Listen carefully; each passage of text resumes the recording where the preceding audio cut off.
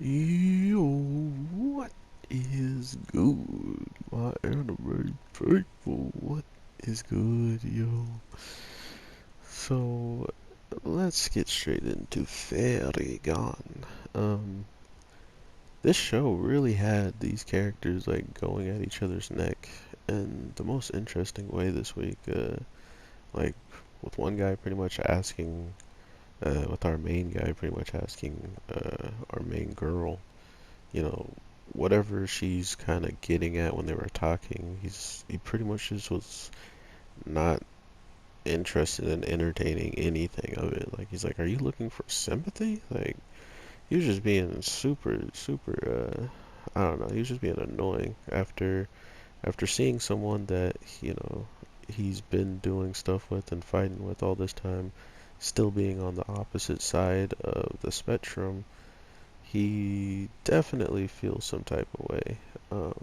And not only does he like feel bad about it or, he's angry the guy is making that choice, um, it's really messing up overall with his senses when it comes down to how he treats others right now. Like, because of everything going on in his mind, he can't, uh, he can't say anything supportive or anything like that just because of everything he's so focused on understanding for himself. Did I really just not? But regardless of that, it's only apparent when, he's kind of getting snappy at someone that's never really, been against him or gone like everything you say, I'm going to say the opposite because I don't believe in you. She's never been like that towards him, so he had no reason to be coming at her the way he was. So it was interesting to see like what it would look like if their dynamic did change, depending on whatever outcomes are happening around them. So it's in my head now that it's possible for anything to, happen within the relationship of all of them.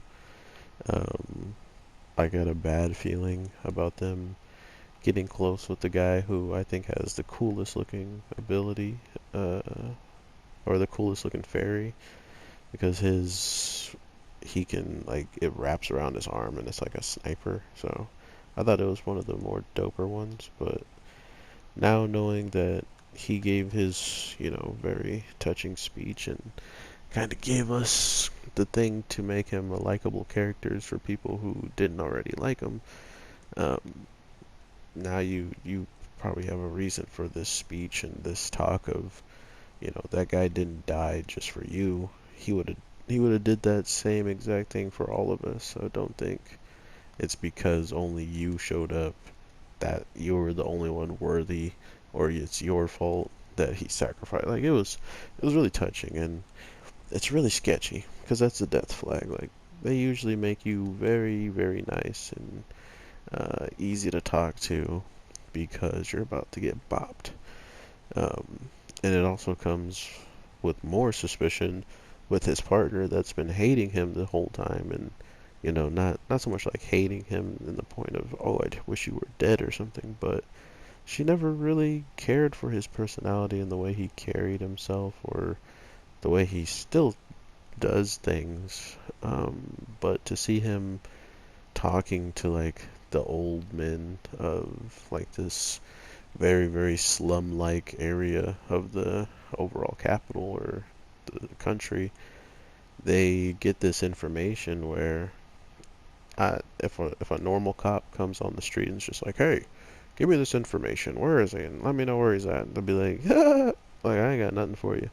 But the way he talks, all of the characteristics he has to be able to just speak more to the person than trying to just be about the mission. Definitely is one of the saving graces for his character as a whole, and you can tell he's one of the most laid back characters. He can sleep on a couch and be completely fine and not need to go home, or that could have been a cover up for something he's doing. Like this show is in such a interesting spot with my mindset of what can be possible and what can't be possible is all thanks to Axel. All thanks to that man. I have no idea what is coming. Um, it seems like he may be relatively close to the ringleader of this supposed group that doesn't have a leader, right? So the closest person that they could think to find that would have the most connections and stuff like that was this man who quote unquote took his own life. And at the first glance, like when you first get this and you haven't watched like through the song and you're kind of just thinking like, okay, yeah, we've brought this guy in unjustly multiple times, right? Like he's been brought into this place and forced to cooperate with these people on multiple occasions, and he didn't really, you know, make a he didn't make a bargain or a bad call necessarily that got them in trouble. So he's been relatively trustworthy, and he's been relatively, smart about giving them information instead of not giving it to them and dying. So all of those things, plus now you think about it as like, oh, so he's that clever, to be dancing around the cops while they feel like they have him under their thumb. Like they're like, oh, well, I'll just go grab this guy. He's an easy grab. But that's how he wants himself to be. He doesn't want you to think he's the leader, the ringleader, because every time you grabbed him and brought him in, you pretty much you might have been stopping the whole entire drug trafficking or something. Like you might have just stopped so much different stuff that could have popped off and you didn't even know it because it only happens through a short course of time that doesn't give you enough time to realize him missing things were a little bit better. Now that he's back, it went right back to where it was. So within a day or a night, you can't really estimate, like you can't grab that much information, I guess, from it. So I'm just interested now in after seeing that end credit of him going in and like straight up running that guy down, bopping him, and then staying there afterwards, which also draws another narrative that kind of trips me out is oh man, the show is so good right now. The first instance of seeing this man quote unquote taking his own life, we see, that they guess they're like, oh well, okay, you guys are here at the scene, and this guy clearly didn't take his own life. In the opinion of our main guy, he's like, he's someone did this, and to think that he would just instantly go to the thought process of, oh, it's this guy that I've been, helping, or he's been helping me and I've been helping him, as much as we can or whatever for just to get some information here and there.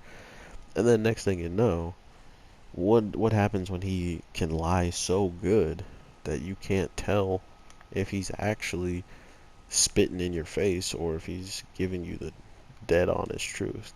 So he's in a very, very good position now that he has an alibi of helping them and having like he already used that excuse, right? He's already like, well, I just stayed here so I can be in good sittings with you guys.